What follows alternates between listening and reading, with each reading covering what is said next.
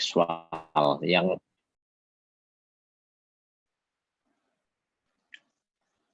dulu kita sebut dengan sexual transmitted disease, tapi sejak tahun 2001 sexual transmitted disease diganti menjadi sexual transmitted infection, ya.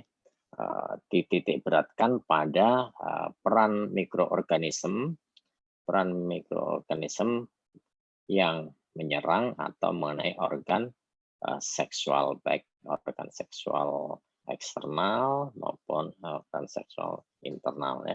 Kalau dulu sexual transmitted disease itu terlalu luas, ya. Apa aja yang bisa mengenai kelainan atau penyakit apa aja yang bisa mengenai organ seksual kita sebut dengan sexual transmitted disease, ya. Kalau sekarang dititik beratkan kesepakatan antara pemerhati seksiologi dan venerologi disepakati di dalam satu organisasi besar, yaitu International Union, ya, International Unions, UST, International Union Sexual Against Sexual Transmitted Infection, ya, yang kongres kalau nggak di Kanada atau di lupa saya di Jepang tahun 2001, dan kongres berikutnya itu ada di Bali tahun 2010, ya, itu UST. Adik-adik, ini masih ada beberapa yang tidak konsisten. Ini saya ganti, ini residen yang bikinkan, ya. Pada semua aspek penyakit kita mesti mengarah anamnesis, ya. Anamnesis sangat membantu kita dalam pemeriksaan IMS, ya. Kita kalau memeriksa IMS harus beberapa hal yang harus diperhatikan, ya. Pemeriksaan IMS sangat konfidensial dan memiliki privasi yang tinggi. Oleh karena itu, untuk pemeriksaan ini kita harus lebih cermat, ya. Untuk dokter-dokter cowok paling tidak ditemenin oleh perawat, ya, wanita kalau memeriksa pasien wanita, ya, pasien perempuan, ya. Jangan cuma berdua. Kalau anamnesis berdua, tapi nanti kalau udah mulai pemeriksaan fisik jangan berdua, ya, untuk menghindari fitnah. Banyak kejadian baik yang dialami oleh dokter spesialis kulit dan kelamin maupun oleh dokter umum, ya, yang bisa menimbulkan kerumitan tersendiri, ya. Untuk IMS 80-70-80% anamnesis itu akan membantu kita untuk menegakkan diagnosis. Oleh karena itu pada IMS kita kenal sebagai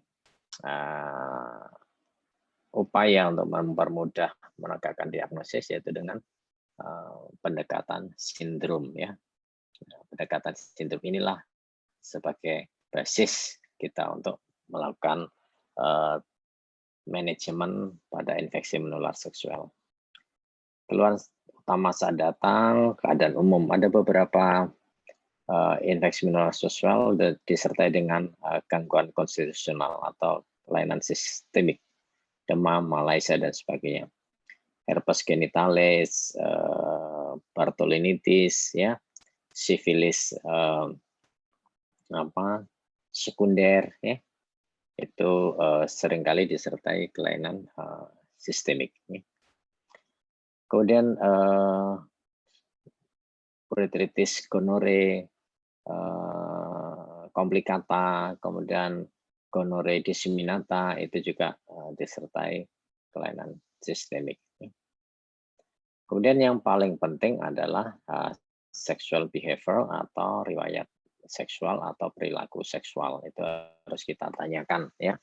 Kontak seksualnya di mana, kapan, dengan siapa, ya, itu kita perlu kita tanyakan. Caranya bagaimana, itu juga kita tanyakan, ya. Seringkali yang di sini tuh seringkali pasien-pasien tuh menyangkal, ya. Kita duh tubuh uretra atau duh tubuh ada pria. Kalau kita tanya kapan terakhir hubungan seksual, sebagai besar menyangkal. Ya, saya udah 3 bulan nggak melakukan hubungan seksual.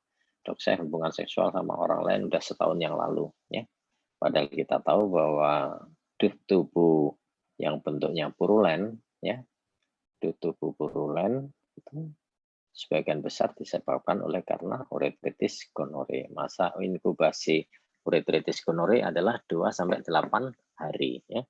Tapi kalau kita dapat pasien demikian, kita santai aja, kita catat dalam hati bahwa pasien ini udah mulai tidak jujur, ya, tidak sesuai dengan ilmu yang kita peroleh. Ya. Disinilah pentingnya kita melakukan analisis dengan berbagai macam improvisasi, ya. Kita pancing sedikit aja, nanti pasien akan cerita lebih banyak, ya.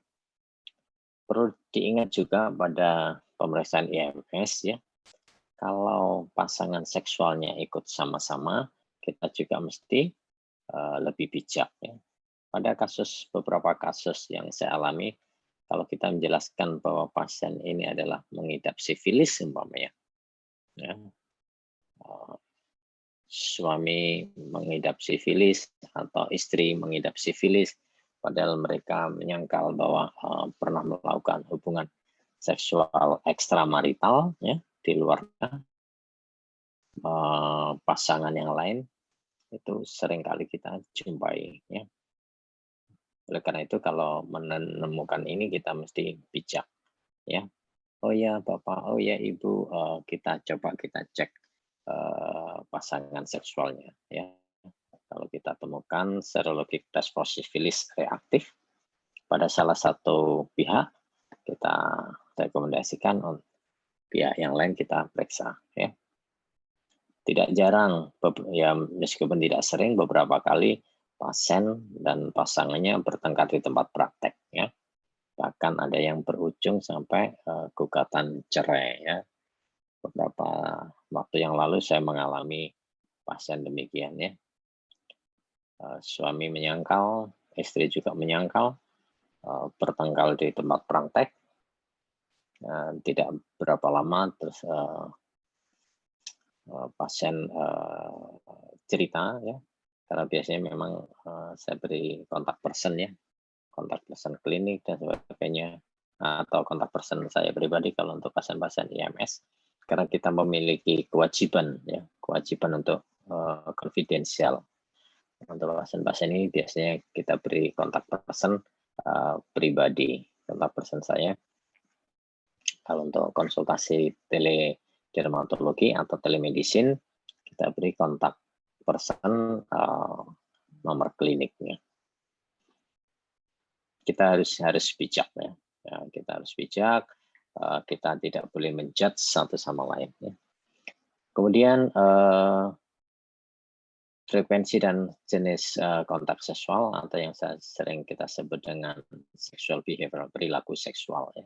Perilaku seksual dia sebagai homoseksual atau heteroseksual atau biseksual, ya. Hal ini bukan hal yang aneh lagi, di Solo makin banyak, ya. Kaum LGBT sekarang makin terang-terangan tampil di depan, ya. Kalau kita, ya mungkin saat ini aja karena pandemi jadi agak berkurang, yang di mall, di tempat-tempat public area itu berkurang, ya. Ada yang biseksual artinya dia senang dengan sejenis, pasangan sejenis, dia juga senang dengan pasangan lain jenis, ya. Cara hubungan seksual, genital to genital, atau genital to oral, atau genital to anal, ya. Kasus sifilis yang di Rumah Sakit Dr. Muardi sebagian besar dipicu oleh peningkatan jumlah kasus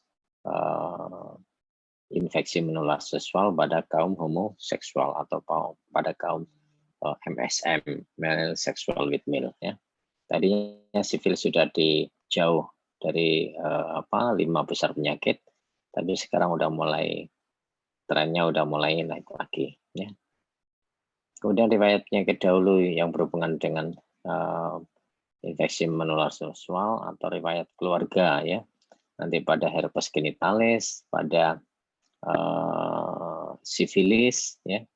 Kemudian pada infeksi gonore atau klamidia kita perlu anamnesis lebih teliti. Ya. Infeksi dan palpasi seperti lazimnya kita melakukan pemeriksaan ya. Kalau kita menemukan lesi vegetasi ya, lesi vegetatif, adanya pertumbuhan jinak pada organ genital, kita harus cari tempat-tempat yang berdekatan ya. HVP, molluscum contagiosum ya. Cara infeksinya adalah multifokal ya. Kalau kita temukan di gland penis, nanti kita mesti harus cari di sulcus coronarius atau corpus penis ya.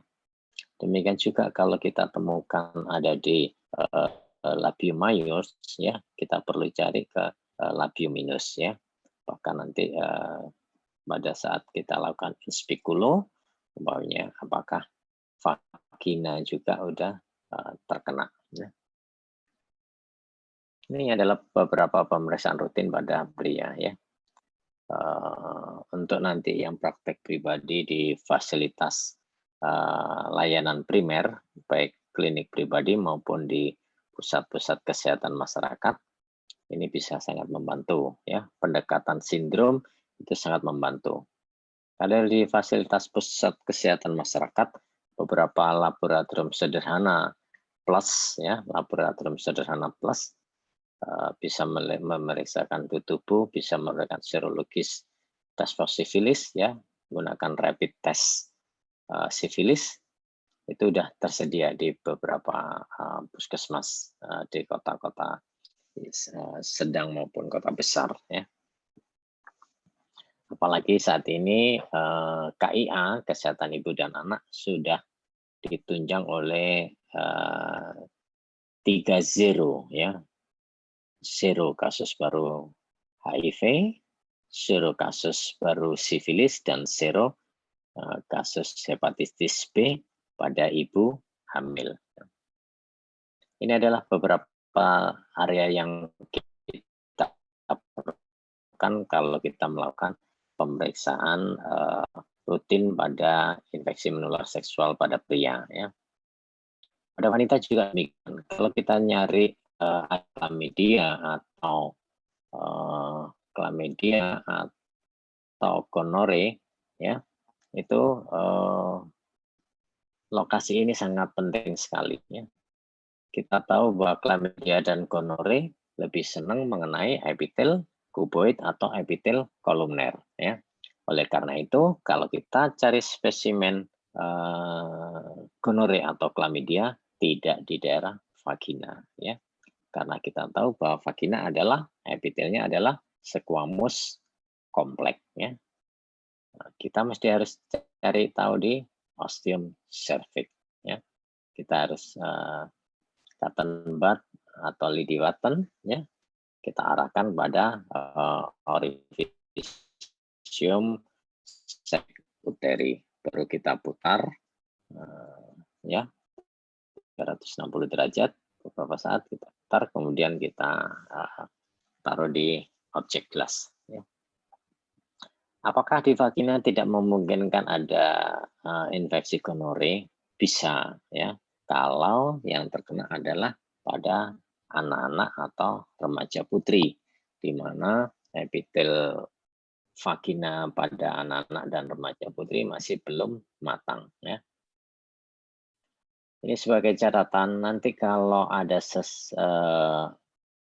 kasus-kasus ya, seorang anak-anak atau seorang remaja ya ditemukan adanya infeksi chlamydia atau infeksi gonore, kita mesti ingat bahwa jangan-jangan ini adalah karena perbuatan sexual abuse ya, sexual abuse.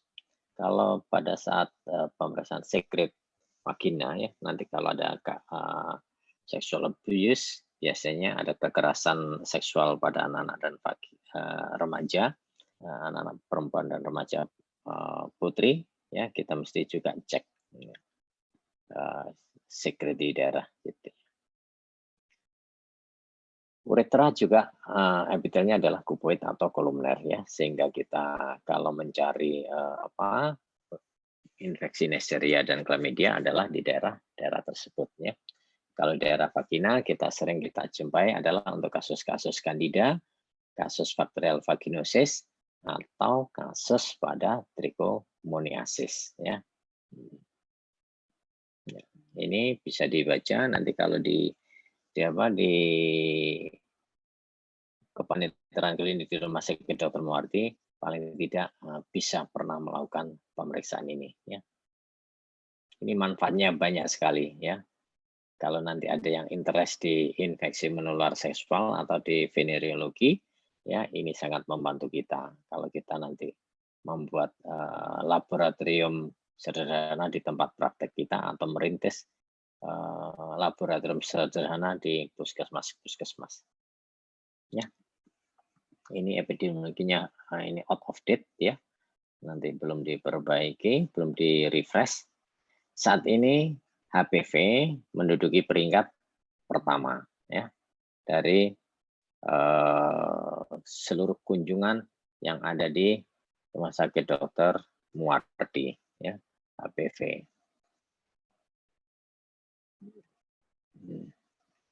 Ya. Sifilis dulu udah terlempar ya.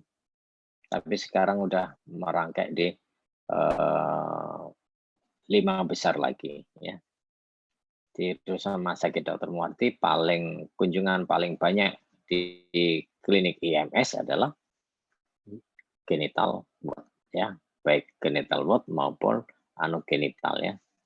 Nanti kalau praktek di Muarti tidak usah heran ya. Banyak kasus-kasus HPV yang kita jumpai pada daerah rektum atau daerah anus ya. Ini menandakan bahwa banyak pasien-pasien kita adalah pasien-pasien dengan kelainan atau sexual behavior adalah male sexual with male atau pada pasien-pasien dengan LGBT, pasien-pasien homoseksual. Ya. Ya, ini kita lewati. Ya, kita jangan lupa bahwa di organ genitalia kita ada flora normal ya, baik itu flora residen atau flora transient ya. Flora residen berarti dia memang habitatnya ada di situ ya.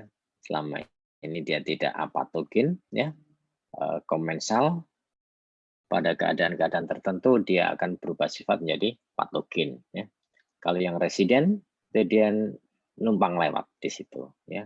Dia hidup beberapa saat kemudian dia akan mati dengan sendirinya, mengalami apoptosis ya, kegagalan sinensis ya, dia akan mati ya. Atau kalau dia tidak mengalami apoptosis atau dia tidak mengalami sinensis, dia hidup sebagai dorman ya, hidup statis gitu aja. Ya, tadi yang saya sampaikan bahwa di dalam penegakan diagnosis manajemen infeksi menular seksual, kita melakukan pendekatan sindrom ya. Pendekatan sindrom itu ada berapa? Ada 7 ya. Satu adalah duh tubuh, discharge itu duh tubuh, di tubuh pada uretra atau di tubuh pada pria, kemudian duh tubuh wanita atau duh tubuh pada vagina atau duh tubuh pada wanita ya. Ini duh tubuh pada wanita kita bagi menjadi 2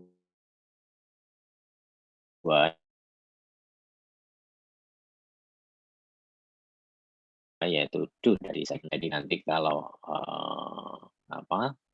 melakukan pendekatan sindrom itu dapat mengarahkan kita melakukan terapi.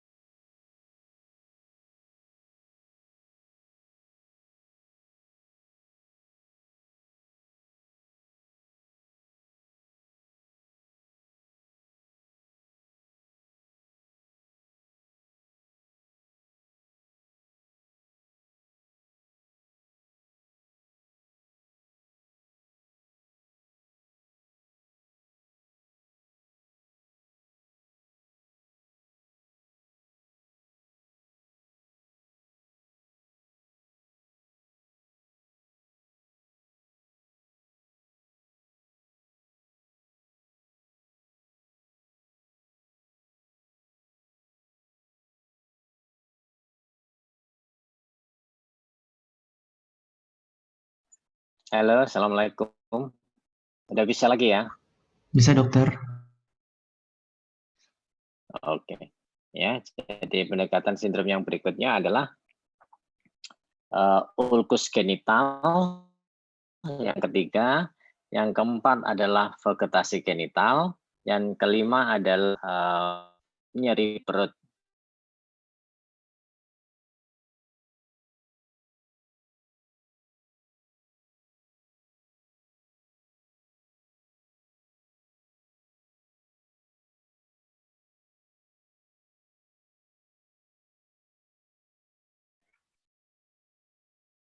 Ya,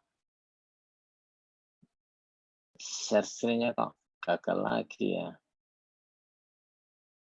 Yang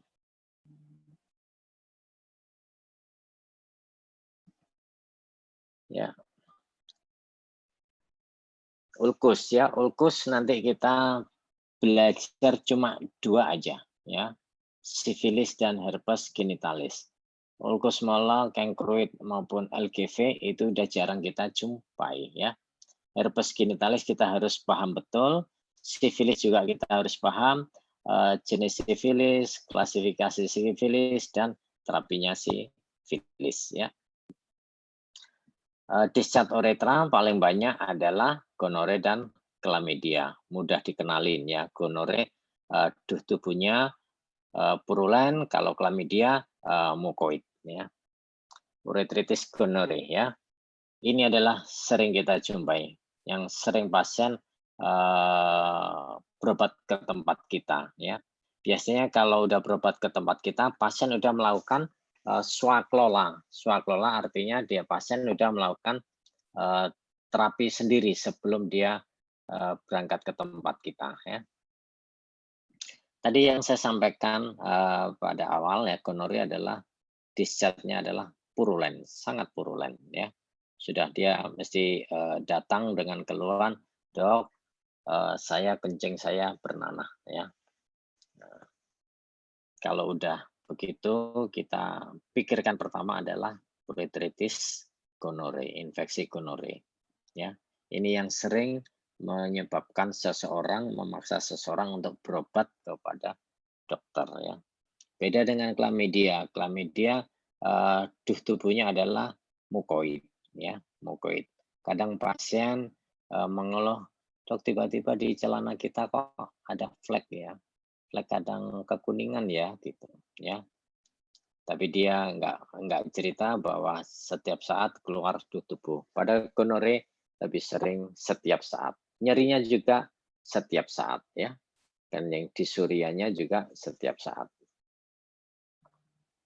Ini sifat biologik dari Neisseria gonorrhoeae nanti bisa dibaca sendiri ya.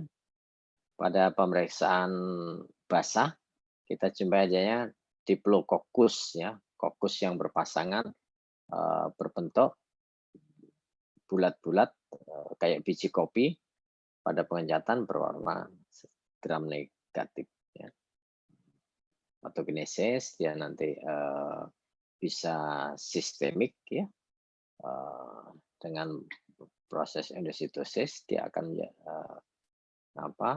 mengenai pembuluh darah kulit, kemudian bisa menyebar kemana-mana. Itu nanti yang akan kita kenal dengan Neisseria gonorrhoeae disseminata ya. Hati-hati karena pengobatannya mudah, pasien seringkali swaklola sehingga pasien tidak sadar kalau umpamanya sebagian dari kuman gonore tersebut bisa migrasi ke tempat-tempat yang lain. Ya, proses diseminasi karena keterlambatan pemberian antibiotik yang sesuai, resistensi terhadap antibiotik sangat tinggi pada gonore. Oleh karena itu, ada PPNG, penicillin produce Neisseria penicillinase produce Neisseria gonorrhoeae, ada resistensi terhadap quinolone ya, ciprofloxacin, levofloxacin maupun ofloxacin, ada resistensi terhadap golongan cefalosporin ya. Banyak sekali, cepat sekali karena terbentuk strain-strain yang kebal terhadap antibiotik ya. Ini yang saya sampaikan tadi bahwa gonore ada senangnya pada sel epitel kolumner atau sel kuboid ya. Pada perempuan seringkali asimptomatik ya. Oleh karena itu perempuan dengan discharge vagina atau discharge cervix seringkali tidak mengeluh apa-apa ya. Padahal dia sebagai reservoir ya. Wanita-wanita pekerja seks komersial dia membawa sangat banyak mikroorganisme ya, karena kita tahu secara anatomi mulai vagina sampai cervix itu tidak memiliki saraf sensorik ya. Saraf sensorik tidak ada di vagina ya. Beda dengan laki-laki ya, prevalensi asimptomatiknya sangat minim ya. Tadi yang saya sampaikan masa inkubasinya cukup pendek ya, 1 mingguan. Ya, ini adalah ini ya. Pada ureteris gonore pada laki-laki ada yang kita kenal dengan trias gonore. Trias gonore yang pertama adalah duh tubuh yang purulen, sekretnya purulen, kemudian disertai disuria, kemudian disertai tanda yang khas pada orifisium meatus uretra externum ya. Di sini ada eritema, kemudian edema sehingga mirip mulut ikan ya, mencucu itu, mouth fish ya. Yang ketiga adalah trias gonore yang ketiga coitus suspectusnya positif ya. Nanti pandai-pandainya adik-adik menggali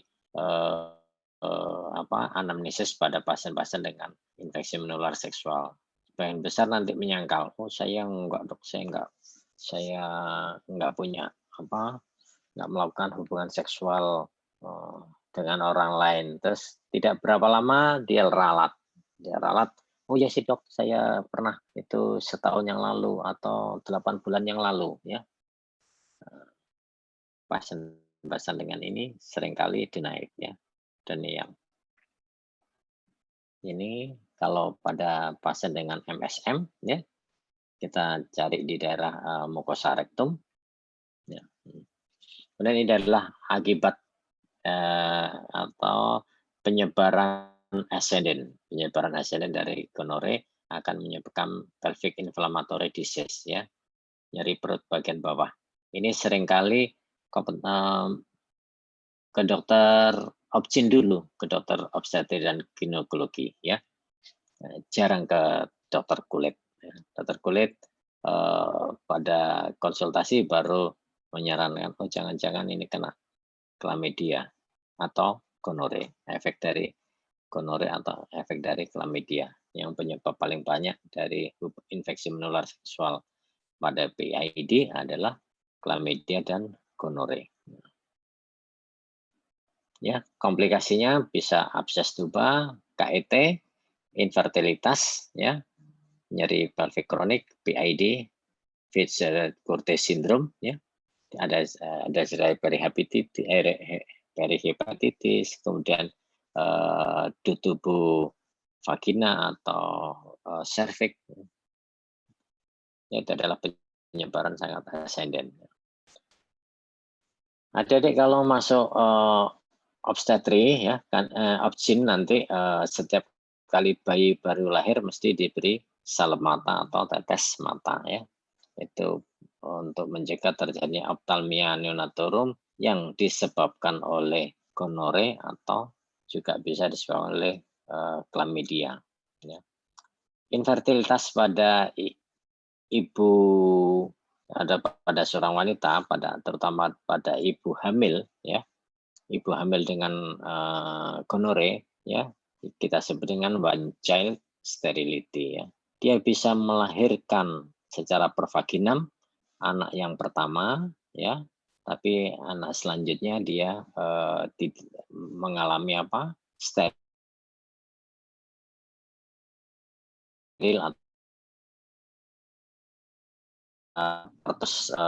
pervaginam ya, kuman-kuman Diplococcus akan menyebar ascendant ke seluruh bagian tubuh ya.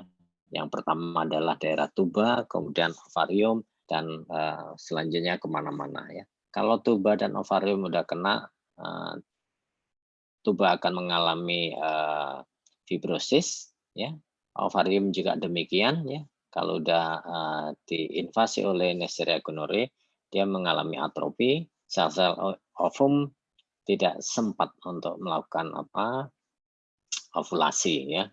Kalau toh sempat ovulasi, akibatnya ada fibrosis pada daerah tuba, nanti akan timbul terjadi kehamilan etopik ya. Tubanya tidak bisa dilewati sel ovum akan lepas, mungkin sel ovum nempel nanti di daerah tuba atau di daerah dinding perut yang lain ya. Sehingga akibatnya terjadi kehamilan etopik.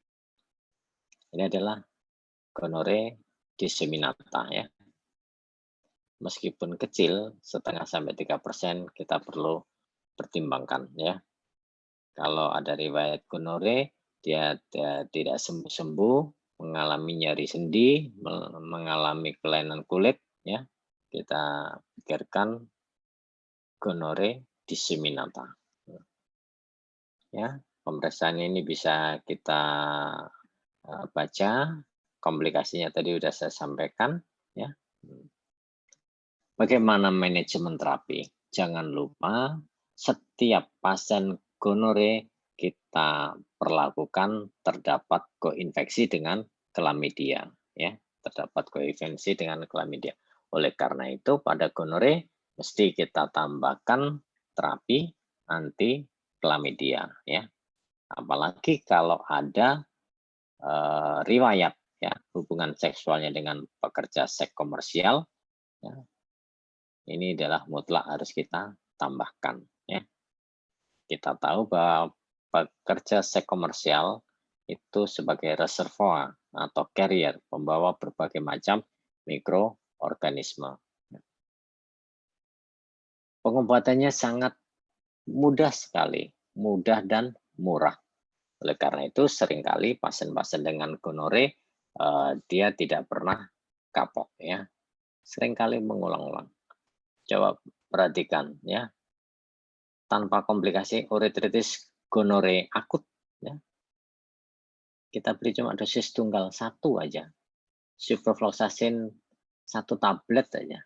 Kita tahu ciprofloxacin murah. 1 tablet nggak sampai 300 rupiah yang generiknya. Ya. Levofloxacin mungkin 1000, 1200, 1300 ya. Kalau levofloxacin yang paten yang 500 mili mungkin 40.000 ya. Levovit atau Cravok atau Cravit ya itu 40 ribuan ya 500 mili. Kalau kita bagi setengah aja itu lebih murah lagi ya 20.000 ya. Apalagi kalau kita pakai ciprofloxacin. Oleh karena itu nanti kalau pada pasien-pasien dengan IMS jangan ditarik murah, tarik mahal sekalian supaya ada efek jera ya. Kemudian ini kita kombinasi dengan chlamydia-nya ya. Chlamydia azitromisin 1 gram dosis tunggal ya, 2 tablet 500 mg kita punya. Ciprofloxacin ini cuma 300, azitromisin itu 1.300, 1.500, 2 ya. Berarti 3.000 lah. 3,5 ya. 3,5 aja udah 3.500 bisa ngobatin Neisseria gonorrhoeae ya. Pasien-pasien kalau melakukan hubungan seksual dengan PSK ya. Kalau di Solo banyak tempat-tempatnya, yang paling terkenal adalah di daerah Banjarsari, di daerah RRI itu ya. Itu sekali main paling 100.000 ya, sudah ada kamarnya ya. Berbeda kalau di hotel berbintang ya. Itu. Ini dia ngeluarin 100.000. Kalau dia cuma di alun-alun Kidul atau alun-alun Banjarsari ya, sekali-sekali jalan-jalan ya, tiap malam itu yang cowok-cowok biar mengenal kota Solo, apalagi yang bukan asli Solo ya. Itu. Dulu ada satu koas yang saya suruh meriksa efektivitas terapi herbal ya, kunyit ya, kunyit pada pasien dengan gonore ya. Dia sekarang udah spesialis ortopedi ya, spesialis ortopedi. Kemudian dia cari responden di Gilingan, di dekat RRI, di alun-alun Banjarsari, alun-alun Kidul ya. Saya apresiasi dia jeripayanya sangat luar biasa ya. Kemudian makalahnya saya bawakan pada Kongres IUSTI di Bali tahun 2010. Slide ya. Nah, ini kalau gonore disseminata mau tidak mau harus kita rujuk, harus kita rawat soalnya. Ya. Komplikasi yang lain pada meningitis, pada neonatus, pada ophthalmia neonatorum. Ya. Bagaimana dengan wanita hamil? Wanita hamil jangan kita beri quinolone atau golongan tetrasiklin. Pakailah golongan cephalosporin ya. Kita beri sekvisim, kita beri cefabiotik, kita beri cefadroxil, itu bisa kita berikan pada wanita hamil. Ya. Kebalikan dari gonore, sebelum saya lanjutkan, ada yang ditanyakan? Adik-adik? Ya, uretritis gonore paling banyak adalah disebabkan oleh chlamydia. Ya. Chlamydia oroplasma itu adalah satu kelompok, satu golongan. Sedangkan Trichomonas vaginalis itu kelompok yang lain. Kalau ada uretritis yang tidak uretritis non gonore yang tidak sembuh-sembuh, pikirkanlah uretritis karena trichomoniasis ya. Kalau udah kita beri terapi dengan asitromisin atau kita beri dengan doxycycline tidak membaik, pikirkanlah trichomoniasis ya. Nanti kita cek jangan-jangan ada flagella ya, flagella yang tumbuh atau yang tercap dalam pemeriksaan kita. Itu baru kita lakukan nanti terapi dengan metronidazole. Ya, chlamydia banyak, peningkatannya juga sangat signifikan tiap tahun ya. Untuk anak-anak dewasa muda, remaja dewasa muda ya, memiliki risiko ya, risiko terjadinya chlamydia apabila ya memiliki pasangan seksual baru kurang dari 2 bulan atau memiliki pasangan multiple ya. Kemudian hubungan seksual tanpa pelindung bisa kita jumpai pada orang-orang dengan status sosial ekonomi rendah ya. Kalau kita baca beberapa media online beberapa waktu yang lalu habis lulusan SMA ya, ada sekelompok mantan pelajar yang telah lulus SMA melakukan pekerjaan sebagai pekerja seks komersial secara online ya. Karena tekanan ekonomi dia kemudian sebetulnya itu adalah alasan yang klasik. Alasan klasik kalau yang kita jumpai pada orang-orang dengan infeksi menular seksual dengan background pekerja seks komersial, pekerja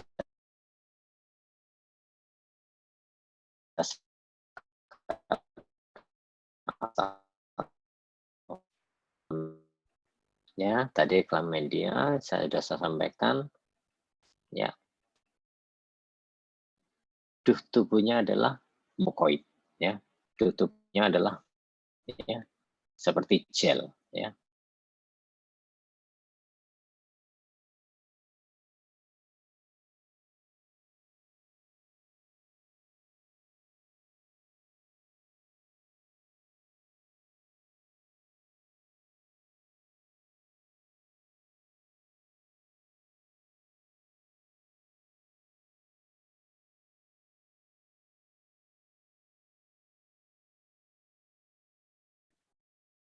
Ada istilah morning drop tubuhnya seringkali muncul pada pagi hari, ya, pada pagi hari.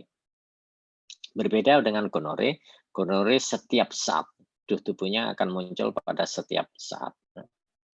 Kita lewatin, komplikasinya hampir sama karena target organnya adalah epitel kolumner atau epitel kuboid. Ya. Terapinya azitromisin golongan macrolide, ya, 1 gram dosis tunggal atau doxycycline. Kalau ditanya, Dokter Pras senangnya apa? Saya lebih senang kalau untuk chlamydia saya gunakan dosis terbagi, ya, bukan dosis tunggal, ya, dosis terbagi. Kita pakai doxycycline 2 kali 100 mg selama 7 hari, ya. Kalau 7 hari kemudian dia kontrol, kemudian kita periksa sel PMN-nya lebih dari 5, masih lebih dari 5 sel PMN-nya, itu kita ulang kembali dengan pemberian doxycycline yang sama selama 7 hari lagi. Kalau pasien sempat berobat, periksa, masih kita jumpai lebih dari 5, kita tunggu 1 minggu kemudian, ya. Kalau 1 minggu kemudian kita jumpai selnya pada pemeriksaan tubuhnya masih lebih dari 5, ya, pikirkanlah uretritis persisten. Uretritis persisten, sediaan doxycycline-nya kita ganti menjadi dengan metronidazole, ya. Meskipun pada pemeriksaan tidak kita temukan flagella, tidak ketemukan tanda-tanda trichomoniasis. Pada ibu hamil gunakanlah jangan doxycycline, tapi kita gunakan erythromycin.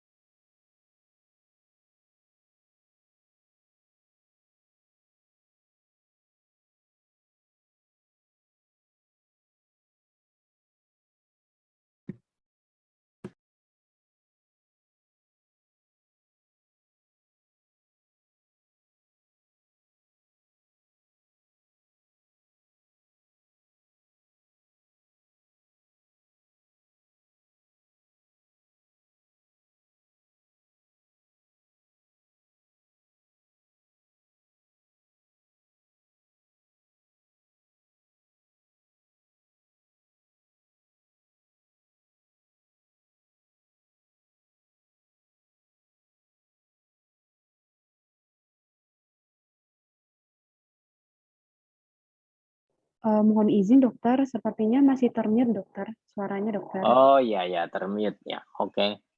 Ya, jadi kalau tubuh pada vagina, ya, kita pertimbangkan 3, trichomoniasis, bakterial vaginosis, maupun candidiasis, ya.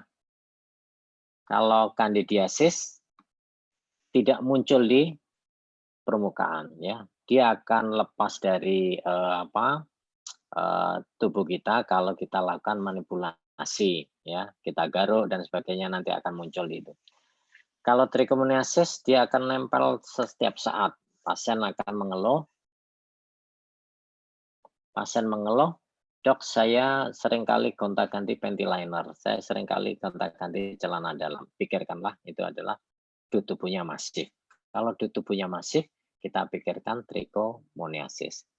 Kalau pasangan seksual kita mengeluh, dok kok bau, ya, pikirkanlah bakterial vaginosis, ya, itu adalah clue yang paling memudahkan kita untuk menegakkan diagnosis berdasarkan pendekatan sindrom, ya. Ya, dan lain nanti bisa dibaca. Ya, tanda khas dari trichomoniasis adalah strawberry cervix, ya, di strawberry cervix, ya. Tidak di dekat cervix, ya. Di cervix akan kita jumpai adanya titik-titik pendarahan, ya, mulai dari dinding vagina sampai cervix. Kalau di cervix itu yang kita kenal dengan strawberry cervix, kayak strawberry, ya. Ini adalah tanda patognomonik pada trichomoniasis. Kalau kita tidak sempat melakukan pemeriksaan in speculo, dari anamnesis pun kita akan bisa. Saya sering gonta-ganti panty liner, saya sering gonta-ganti celana dalam, berarti itu menunjukkan produksi DO tubuhnya adalah berlebihan, ya. Satu-satunya mikroorganisme yang bisa menyebabkan masif discharge pada vagina.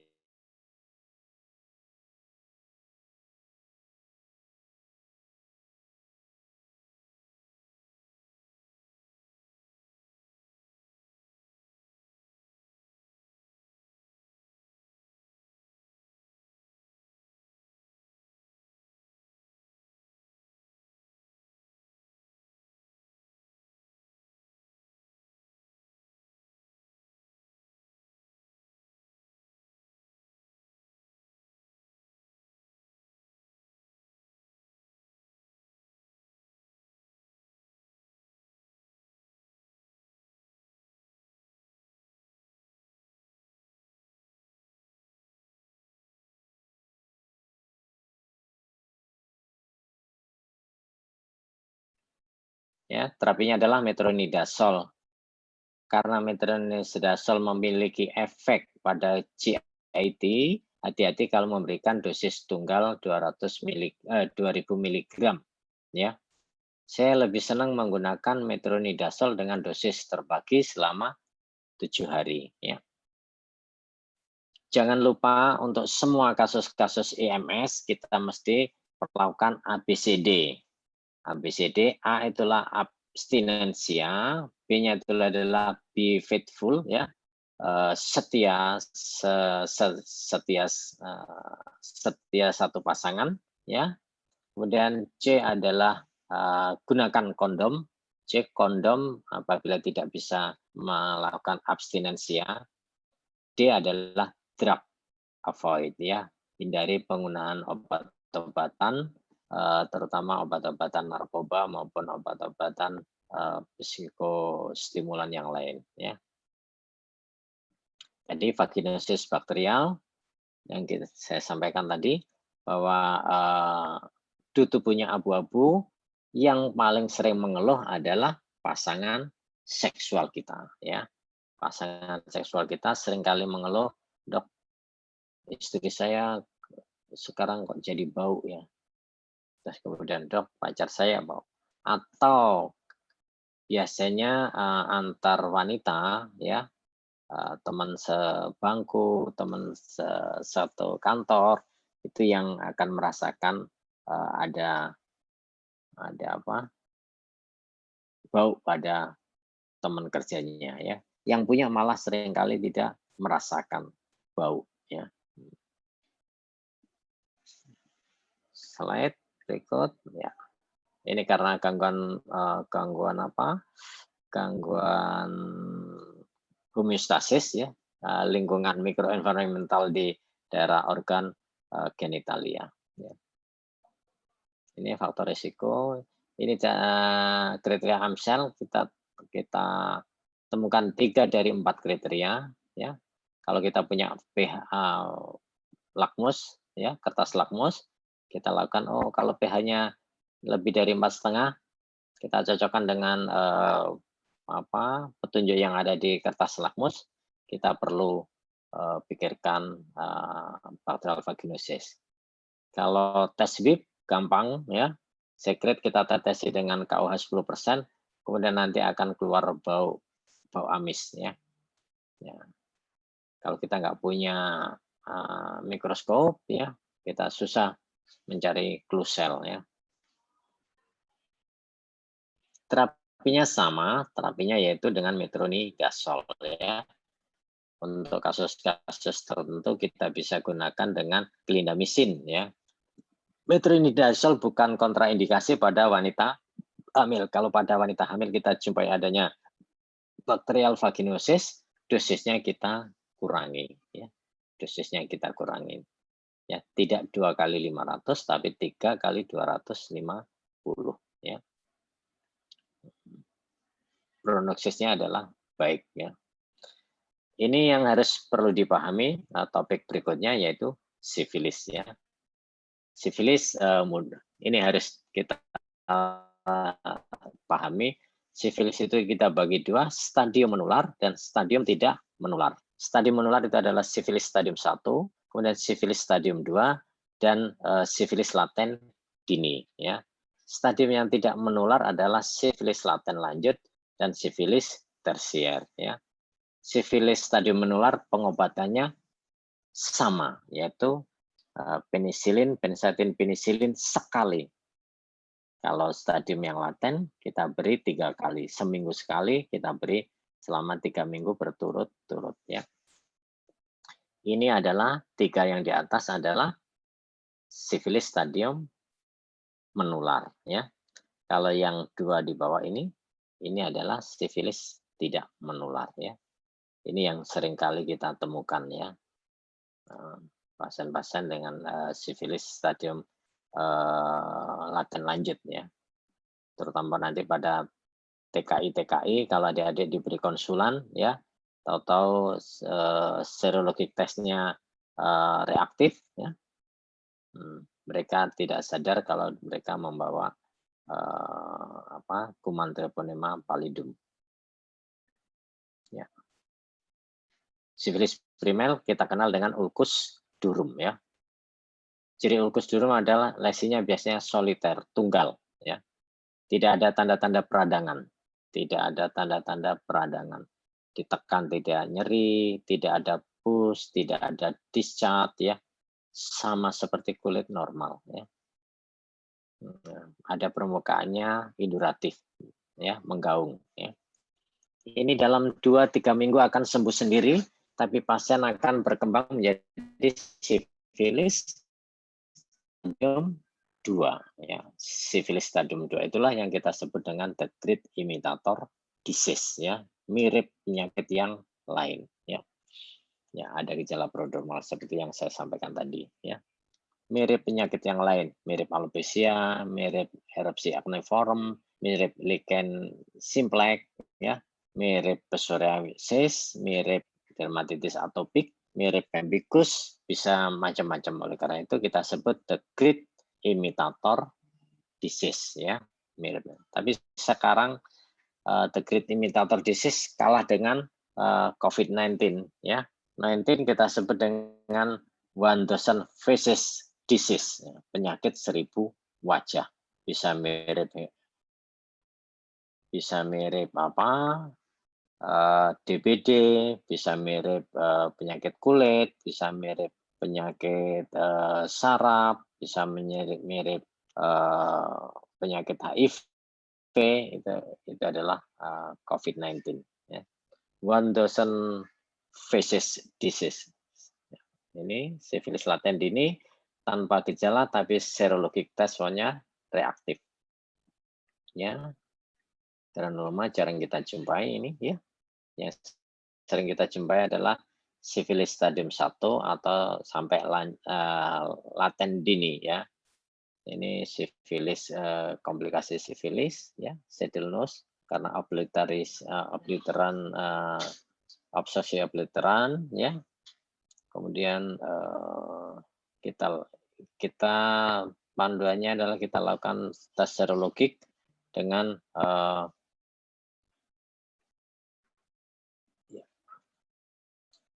kita periksa serologik dengan VDRL atau TPHA. Nanti sering mendapatkan konsulan, terutama untuk orang-orang yang mau melakukan perjalanan ke luar negeri, mau bekerja di luar negeri atau mau sekolah ke luar negeri ya. Ini biasanya udah protap untuk pemeriksaan ke luar negeri. Terapinya adalah penisilin ya. Penisilin masih merupakan gold standard karena penisilin sampai saat ini tidak dijumpai adanya resistensi penisilin terhadap sifilis ya. Hanya saja mencarinya susah sekarang karena nilai ekonomisnya, nilai komersialnya kecil bagi apotek-apotek untuk menyediakan penisilin ya. Obatnya sangat murah ya. Di Muarti demikian juga tidak kita jumpai sediaan penisilin. Sediaan Penisilin kita dapatkan setelah kita mengajukan permohonan ke dinas kesehatan, ya. Baru dinas kesehatan yang akan mensuplai obat-obat penisilin, ya. Adik-adik juga demikian besok, ya. Jarang kita menemukan penisilin, padahal ini adalah gold standard, first line terapi, ya. Ini kalau alergi penisilin kita gunakan doxycycline atau ceftriaxone, ya. Ini untuk yang laten dini dan laten lanjut, terapinya hampir mirip, ya. Kalau pada ibu hamil, saya lebih senang gunakan umpamanya alergi penisilin atau kita tidak mendapatkan penisilin, kita beri 2000 mg single dose, ya, untuk ibu hamil. Kita injeksi ceftriaxone 1000 mg intramuskuler, biasanya kita berikan intramuskuler, ya, kanan, kemudian kita kita beri 1000 mg kiri, ya, intramuskuler. Ada yang ditanyakan lagi? Ya. Oke, adik-adik, kalau tidak ada kita lanjutin. Ini jarang, sampai saat ini jarang kita jumpa ini, ya. Di Muwardi juga udah mulai nggak kita temukan. 14 tahun dia di rumah sakit di Muwardi paling menemukan kalau nggak 3 atau 4, ya, ulkus mola atau kenkroid. Ya, berbeda dengan sifilis, ulkusnya adalah kotor, ya. Ada tanda-tanda inflamasi. Kalau dipegang nyeri, ya. Ulkusnya multiple. Beda dengan sifilis. Sifilis ulkusnya adalah tunggal. Ya.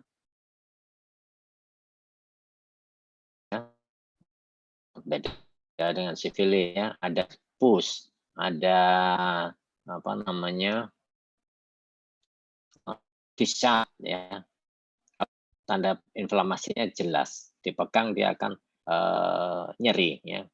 Pengobatannya tidak sulit, ya. Pengobatannya mudah, ya. Kita beri asitromisin 1 gram single dose sudah cukup. Beda dengan sifilis yang sekarang prevalensinya cenderung meningkat.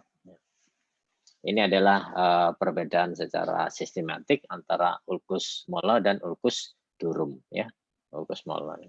Kalau pada sifilis, pembekaan kelenjar limfanya simetrik atau bilateral. Kalau pada ulkus mola, unilateral, setempat di mana ulkus itu ada. Kalau di sebelah kanan, ya, adenitisnya di sebelah kanan juga. Herpes genitalis mudah, ya, menjelaskan tentang sariawan di daerah genital, ya. Dok, banyak sariawan, ya. Tapi yang paling penting adalah kita pahami bahwa dia mengalami herpes genitalis ini secara primer atau secara recurrent, ya, recurrent. Kalau secara primer langsung kita obatin, ya, kita obatin dengan aciclovir 3 kali 400 mg selama 7 hari atau 5 kali 200 mg selama 7 hari, atau kalau kita menggunakan valaciclovir 3 kali 500 mg selama 7 hari untuk valaciclovir, ya.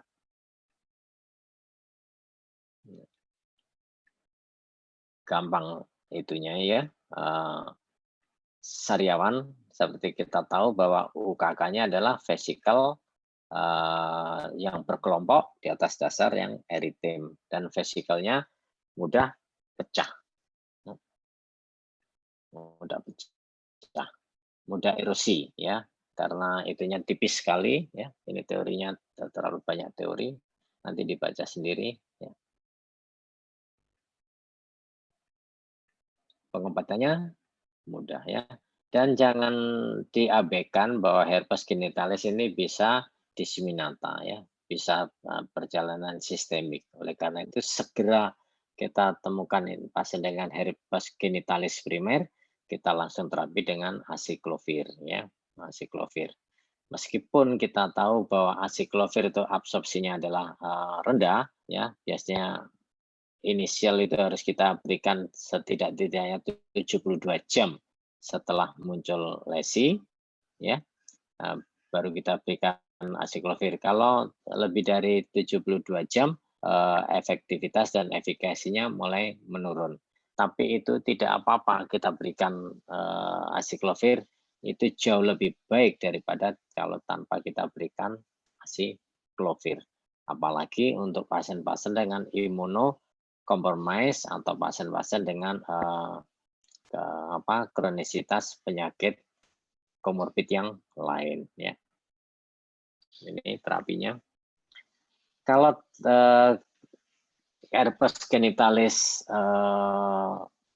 recurrent, ya, kita tidak harus memberikan asiklovir. Kalau ringan, cukup diberi paracetamol atau asamivinamat cukup, ya. Tapi nanti pasien ditanyakan apakah dalam 1 bulan lebih recurrent-nya lebih dari 2 kali atau dalam 6 bulan lebih dari 4 kali, ya. Kalau pasien mengaku, dok saya dalam setengah tahun ini saya udah lebih 6 tiap bulan umpamanya saya sering kumat, ya. Dalam setahun terakhir tiap bulan kumat, pikirkanlah pemberian terapi supresif, ya. Kita berikan kita berikan asiklovir, ya, 400 mg 2 atau 3 kali, ya, selama beberapa bulan, ya, sampai dia tidak mengalami rekurensi lagi. Bisa kita berikan selama 6 bulan, bisa kita berikan selama 1 tahun, bisa kita berikan selama 2 tahun. Ya. Ada yang ditanyakan, ya? Ini adalah penyakit yang yang kita saat ini menduduki peringkat pertama pada di rumah sakit kita.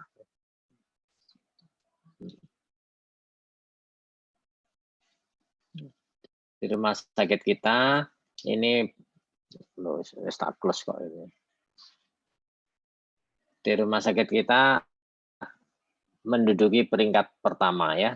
Di rumah sakit yang lain sepertinya di Rumah Sakit Sanglah Bali, di Rumah Sakit RSCM Jakarta dan Rumah Sakit Adam Malik Medan, HPV menduduki peringkat pertama, ya, HPV. Cara diagnosisnya mudah, ya. Cara diagnosisnya mudah, ya. Sekali kita lihat kita akan ingat selamanya, ya. Kita bagi ada yang non high risk sama high risk, ya. Kalau kondiloma acuminata adalah non high risk, ya, non high risk. Biasanya 6-11, ya. 6-11, ya. Genital word, anal word, cervical condylomata itu biasanya 6, strain-nya ada 6-11. Ya. Ada pemeriksaan yang sederhana kita lakukan dengan pemeriksaan acetowhitening, ya. Acetowhitening adalah pengolasan asam asetat atau asam cuka 3-5%. Kalau asam cuka yang di luaran itu adalah 20-25%. Kita encerkan menjadi 3-5%, kita oleskan. Kalau nanti di lesi mukosa yang di daerah genital itu adalah putih, ya, kita curigai itu adalah tempat-tempat yang akan atau akan tumbuh kutil kelamin, ya. Yang mudah, ya. Nanti kalau di Rumah Sakit Dr. Muarti atau di Rumah Sakit UNS ini masih bisa kita jumpai, tapi prevalensi yang paling banyak adalah di Rumah Sakit Dr. Muarti. Ya. Saat ini di puskesmas di kota udah disediakan dengan cryogen, ya, cryogen, ya, pemberian nitrogen cair pada kutil kelamin. Kita tahu bahwa virus kutil kelamin ini tidak bisa kita obatin secara tuntas, ya. Tujuan pengobatan adalah untuk eliminasi lesi, bukan untuk eliminasi HPV-nya, ya. Eliminasi lesi, ya. imunitas pasien itu akan memiliki kontribusi yang cukup tinggi terhadap penyembuhan penyakit ini ya. Imunitas yang rendah akan juga memiliki dampak bahwa suatu saat penyakit ini bisa berkembang menjadi high risk, dan ini memang merupakan kontribusi paling besar, HPV kontribusi paling besar terhadap terjadinya kanker serviks. Pengobatannya cukup mudah ya, kita berikan Podofilok gel ya. Imiquimod itu susah, kita harus pesan dulu di Kimia Farma ya, Imiquimod, Aldara namanya ya, atau kita gunakan Efudex ya, 5-fluorouracil ya. Ya, Efudex. Kemudian ada Podofilin ya, Podofilin. Podofilin ini di puskesmas juga cukup banyak, Podofilin maupun TCA 80-90%. Ini kalau Podofilin tiap 4 jam kita bersihkan ya. Ya, tiap 4 jam kita bersihkan karena ada risiko ini kan menyebabkan terjadinya nekrosis ya. Nekrosis. TCA juga begitu, bisa menyebabkan nekrosis, tapi ini efeknya relatif lebih ringan dibanding Podofilin. TCA bisa dioleskan ya oleh pasien ya. Kalau kita gunakan Podofilin, pasien kita bawakan Podofilin harus kita edukasi ya. Biasanya ini tidak kita bawakan, kita lakukan di tempat rumah sakit atau di tempat praktek kita. Dan juga di praktek biasanya kita beri TCA ini, kemudian pasien kita suruh datang tiap minggu. Ya.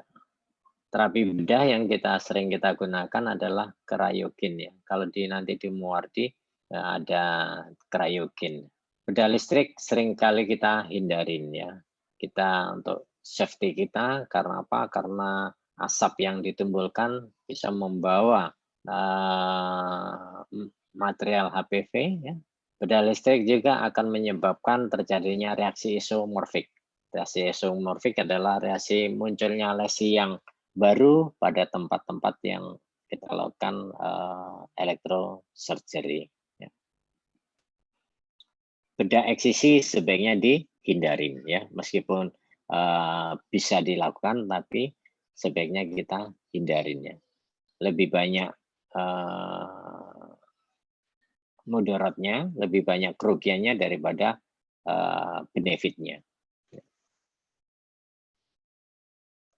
Ini ya, tubuh ya, nanti bisa itu. Mudah-mudahan udah punya semua ya. Kalau kita pendekatan sindrom, panduan dari Kementerian Kesehatan ya. Kementerian tubuh ya. Saya kira itu adik-adik yang perlu saya sampaikan. Terima kasih atas perhatiannya. Mohon maaf kalau ada yang kurang berkenan, terutama waktu libur saya gunakan untuk bimbingan ini. Demikian yang perlu saya sampaikan. Terima kasih atas perhatiannya. Mohon maaf kalau ada yang kurang berkenan. Tetap semangat, stay safe, stay healthy ya. Jangan hindari kerumunan ya. Tetap gunakan protokol kesehatannya. Itu yang bisa saya sampaikan. Mohon maaf kalau ada yang kekurangannya. Bila taufiq wal hidayah. Wassalamualaikum warahmatullahi wabarakatuh. Waalaikumsalam warahmatullahi wabarakatuh. Terima kasih banyak dokter. Baik, dokter. Sama-sama. Adik-adik koas udah diliburkan belum? Atau untuk yang ujian aja yang masuk? Belum dapat Nggak tahu ya. Belum ada kabar dokter. Iya kan sebenarnya udah ada edarannya tuh. Koas diliburkan. Di kulit nggak ada, belum dapat itunya. Belum secara resmi dokter. Belum dokter. Ya, oke. Ya udah, tetap jaga protokol kesehatan, jangan lupa pakai masker, jangan lupa pakai apapun juga yang bisa untuk melindungi kita ya. Kita baru aja kehilangan guru kita ya. Adik-adik mungkin udah nggak diajar sama Dr. Arif ya. Dr. Arif. Kemarin UNS Fakultas Kedokteran kehilangan Dr. Arif yang terpapar COVID-19 ya. Saya kira itu. Sampai ketemu lagi ya, sukses selalu. Bila taufiq wal hidayah, wassalamualaikum warahmatullahi wabarakatuh. Saya izin live ya. Assalamualaikum warahmatullahi wabarakatuh. Iya dokter, matur nuwun dokter. Sampai Selalu, dokter. selamat berlibur. Selamat berlibur.